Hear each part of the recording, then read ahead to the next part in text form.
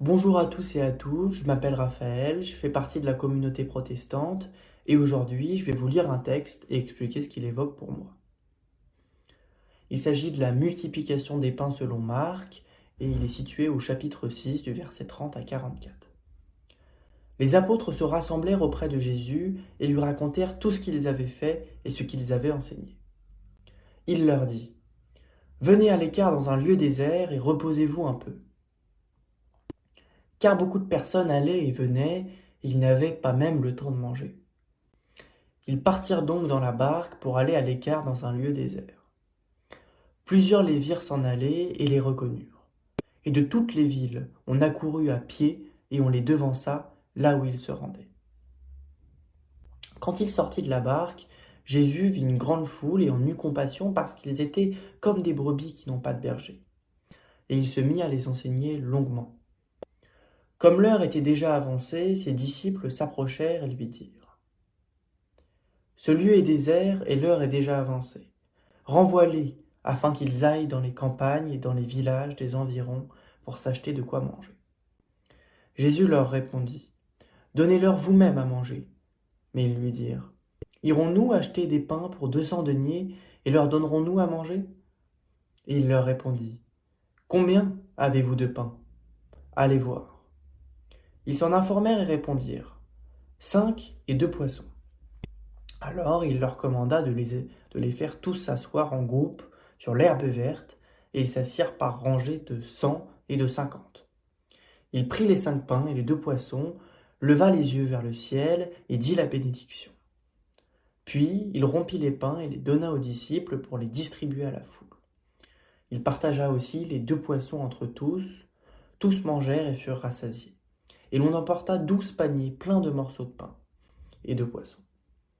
Ceux qui avaient mangé les pains étaient 5000 hommes. Comme un véritable berger pour son peuple, Jésus commence par enseigner la parole de Dieu qui révèle le sens de la vie. Puis il veille à ce que tous aient de quoi manger. En contraste avec la sollicitude de Jésus, le récit ne craint pas de souligner l'incompréhension des disciples. Jésus les initie à leur future tâche de berger en les invitant à s'impliquer eux-mêmes avec le peu qu'ils ont et à le distribuer à la foule. Leur mission consistera justement plus tard à distribuer le pain de la parole. Dans ce repas, présidé par Jésus, chacun peut manger à sa faim. Plusieurs expressions annoncent déjà le dernier repas de Jésus avec ses disciples. Prendre le pain, remercier Dieu, rompre le pain et le donner.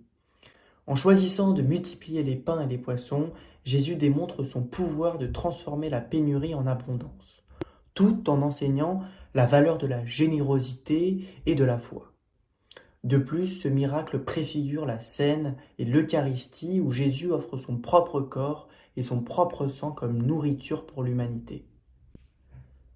Ainsi, la multiplication des pains devient un symbole puissant de la présence continue de Dieu qui nourrit et sustente ses fidèles à travers les âges.